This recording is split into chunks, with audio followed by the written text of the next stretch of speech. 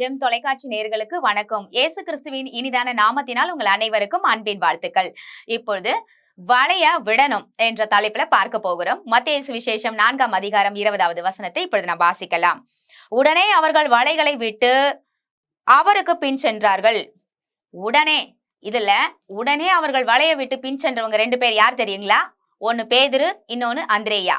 ஆண்டவர் வளைய போறத நல்லா பார்த்துட்டு தாங்க வந்தார். அந்த இடத்துல அவர் வரும்பொழுது 2 பேரும் சகோதரர்கள் வளைய போடுறாங்க மீன் பிடிக்கிறதுக்கு. அதுவும் எப்படி போடுவாங்க? இப்போ பிசினஸ்ல நான் போடும் பொழுதே ஒரு வேலையை செய்யும் பொழுதே இன்னைக்கு களை கட்ட போகுது, இன்னைக்கு கல்லா கட்ட போகுது அப்படின்னு சொல்லி வளைய போடுறதுக்கு அவங்க வளைய போடுற டைம்ல இயேசு கண்டு அதை பார்த்துட்டு தான் சொல்றாரு, என் பின்னே வாங்க அப்படின்னு சொல்லி. ஆண்டவர் சொன்ன உடனே கீழ்ப்படிந்து 2 பேரும் பாருங்க வளைய போட்டுட்டு உடனே வராங்க. அதனாலதான் இந்த வார்த்தை உடனே ஆண்டவர் பின் சென்றார்கள் என்று வருகிறது. ஆண்டவர் பின்னே யாரெல்லாம் உடனே செல்கிறார்களோ ஆண்டவர் வார்த்தைக்கு கீழ்ப்படிந்து அவர்கள் வாழ்க்கையை தேவன் பிரகாசமுள்ள வாழ்க்கையாக மாற்றுகிறார்.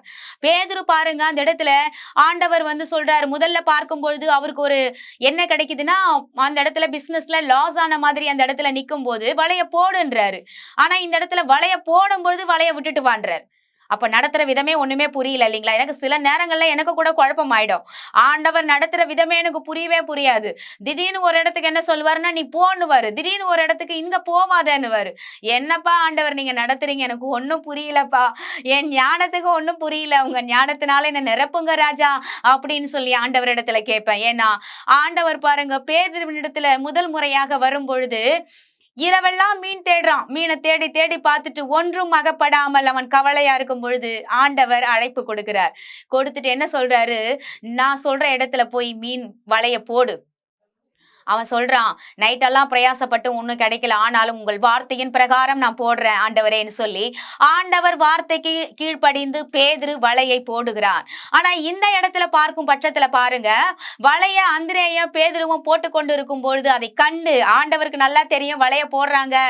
பிசினஸ் ஸ்டார்ட் பண்ணும் போது யாராவது வேண்டான்னு சொன்னா அதை நம்ம என்ன சொல்லுவோம்? ஸ்டார்ட் பண்ணும் போதே அபசுகனமா பேசுறாரு இவரு பின்னாடி போனா என்ன பண்றது அப்படின்னு நினைக்காம ஆண்டவர் வார்த்தைக்கு கீழ்ப்படிந்து பேதுருவும் அந்திரியாகவும் பாருங்க பின் சென்றார்கள்.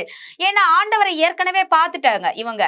பேதுரு நல்லா தெரிஞ்சு போச்சு, 153 மீன் பெரிய மீனை மாட்ட வச்ச ஆண்டவர் இவரு பின்னாடி போனா ஆண்டவர் பாருங்க நம்மள பிளஸ்ஸிங்கா கொண்டு போவார்னு சொல்லி அவருக்கு நன்கு தெரிந்திருந்தது. அப்போ ஆண்டவர் பின்னாடி யாரெல்லாம் சென்றார்களோ இன்னைக்கு அவங்க வாழ்க்கையை பாருங்க வேதத்தின் அடிப்படையில இல்ல நீங்க சரித்திரத்தின் அடிப்படையில போய் பார்த்தா ஒரு நாளும் அவர்கள் கெட்டு போகல, ஒரு நாளும் அவர்கள் தாழ்ச்சி உள்ளதாக இல்ல. அவருடைய வாழ்க்கை பாருங்க, சிங்க குட்டிகள் தாழ்ச்சி அடைந்து பட்டினியாய் கிடந்தாலும் கர்த்தரை தேடுகிறவர்களுக்கோ ஒரு நன்மையும் குறைபடாது என்று வேத வசனத்தை தேவன் பாருங்க நிறைவேற்றுகிறார். ஆண்டவர் பின் சென்றவர்கள் பாருங்க. அப்போ உங்க வாழ்க்கையில ஆண்டவர் சில கடன் பிரச்சனைகளை விட்டுட்டு வெளியே வா, நீ அதை குறித்து கவலைப்படாதன்னு சொல்றாரா? இல்ல சில வியாதிகளை குறித்து நீங்கள் கவலைப்படாதீங்க, நீங்க ஏன் பயமோடு ஒரு நடுக்கத்தோடு வாழ்ந்து கொண்டு இருக்கீங்க, ஏன் பின்னாடி வாங்க, நீங்க வாரந்தோறும் ஆலயத்துக்கு போறீங்களா, கரெக்டா ஆலயத்துக்கு போங்க, என்ன நடந்தாலும் சரிதான், என் தேவன் என்னை ஆசீர்வதிப்பார்னு சொல்லி நீங்க நம்புங்கன்னு சொன்னா நம்ம யாராவது கேட்போமா?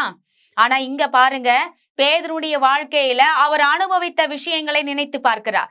உங்க வாழ்க்கையில தேவன் ஏற்கனவே நல்ல காரியங்களை செய்திருப்பார், நல்ல விஷயங்கள் உங்க வாழ்க்கையில நடந்திருக்கும். அதையெல்லாம் நினைக்கும் பட்சத்துல தேவன் இதையெல்லாம் மாற்ற முடியும் என்று உங்கள் இருதயபூர்வமாக நீங்கள் விசுவாசிக்கும் பட்சத்துல, நீங்கள் விசுவாசித்து தேவனை பின்பற்றி நீங்கள் போகும் பட்சத்தில் தேவன் நிச்சயமாகவே உயர்த்துவார். பின்பற்றினார் என்று ஒரு இடத்துல வருது. இன்னொரு மொழிபெயர்ப்புல பாருங்க, இயேசுவை பின் தொடர்ந்தார்களாம். ஆர்சி பைபிள்ல இப்படியாக போட்டிருக்கு பாருங்க, இயேசுவை பின் தொடர்ந்தார்கள். அப்போ நீங்க எதை தொடர்ந்து கொண்டு இருக்கீங்க? கடன் பிரச்சனையே உங்க மைண்ட்ல ஓடிட்டு இருக்கா? அதை தொடர்ந்து கொண்டு இருக்கீங்களா? ஆனா அப்படி இல்லாதபடிக்கு தேவன் பாருங்க, இயேசுவை பின்தொடருங்க. இயேசு தரித்திரருக்கு சுவிசேஷத்தை அறிவிக்கும்படி இந்த உலகத்துல வந்தார். இயேசுவை போல உங்களை பார்க்க முடியுமா? இயேசு எப்படி போய் மத்தவங்களை பார்த்தாங்களோ, கடன் பிரச்சனை எப்படி பார்த்தாரு, அவர் தரித்திரத்தை எப்படி பார்த்தாரு, அவர் பாருங்க வியாதியஸ்தரை எப்படி பார்த்தாருன்னு நீங்க வேதத்தை ஆராய்ந்து பாருங்க. அப்போ தேவன் அந்த பிரச்சனையிலிருந்து விடுதலையாக சுலபமாக பாருங்க உங்களை வெளியே கொண்டு வர முடியும். அப்போ நீங்க யாரை பின்பற்றணும்? இயேசுவை பின்பற்றணுங்க. இயேசுவை பின்பற்றும் பட்சத்துல தேவன் எப்படிப்பட்ட பிரச்சனையா இருந்தாலும் உங்கள் வாழ்க்கையில இருக்கக்கூடிய நடக்கக்கூடிய தவறான சம்பவங்கள்ல இருந்து தேவன் உங்களை விடுவிப்பாராக. அப்போ இன்னைக்கு நம்ம எதுக்காக ஜெபிக்க போகிறோம் அப்படின்னா, வளைய விடணும். விட சொன்னா விட மாட்டோமே. கவலைய விடணும். கடன்களை விடுங்க. இனிமே கடனை வாங்காதீங்க. வியாதியை குறித்து பயப்படாதீங்க. மாத்திரை வாங்கி சாப்பிட்டு தான் நான் சரியாவேன், நான் டப்பாவா மாத்திரை வாங்கி வச்சுப்பேன், என்னோட பாக்ஸ் ஃபுல்லா மாத்திரை தான், எனக்கு பென்ஷன் காசு வந்துச்சுன்னா முதல்ல கொண்டு போய் நான் கட்டுற இடம் மருத்துவமனையிலையும் இந்த இடத்துலயும் தான் சொல்லி நினைக்கிற உங்களை அதெல்லாம் விட்டுட்டு என் பின்னாடி வான்னு சொன்னா நீங்க போயிடுங்க.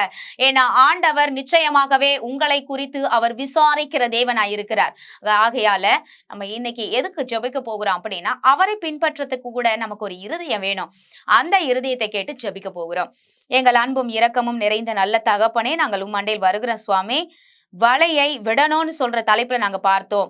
எங்களை பின்னி கொண்டிருக்கிற வலை கடன், வியாதி, கஷ்டம், கண்ணீர், பாடுகள், உபத்திரங்கள், போராட்டங்கள், நிந்தனைகள், அவமான சொல்கள், இப்படி என்று பின்னி கொண்டிருக்கிற வலைகளை விட்டு நாங்க வெளியே வரணும்.